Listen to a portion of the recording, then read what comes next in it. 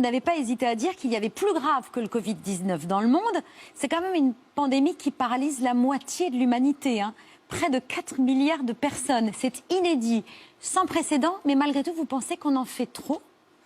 Alors, il y a plus grave, évidemment, dans le monde que le Covid-19.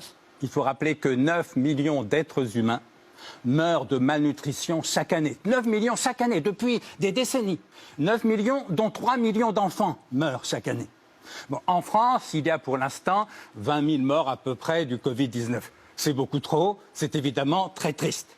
Mais rappelons quand même qu'il meurt en France 600 000 personnes par an, dont 150 000 meurent de cancer. Alors qu'est-ce qui est le plus grave, le Covid-19 ou le cancer? Socialement, économiquement, bien sûr le Covid, parce que c'est contagieux, c'est une pandémie. Mais individuellement, entre mourir du Covid-19 ou mourir du cancer, je ne fais pas tellement de différence. D'autant que parmi les morts du cancer, il y a des milliers d'enfants, d'adolescents, de jeunes adultes. Il se trouve que le Covid-19, si j'ose dire, a la bonne idée de frapper plutôt les plus vieux. Vous l'avez dit vous-même, le taux de mortalité est près de 10% au-delà de 80 ans, très en dessous de 0,1% pour les enfants. Écoutez, moi je suis père de famille. Je me fais plus de soucis pour mes enfants que pour moi. Et donc, ce qui m'étonne, ce n'est pas du tout le confinement, mais c'est cette espèce d'affolement médiatique où depuis des semaines, on ne nous parle plus que de ça.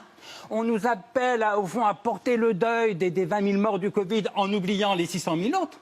Moi, je me demande en quoi est-ce que les 20 000 morts du Covid-19 méritent davantage de compassion, de respect, d'intérêt que les 600 000 autres morts, et notamment que les 3 millions d'enfants. 3 millions d'enfants qui meurent tous les ans de malnutrition, dont personne ne parle et dont tout le monde se fout.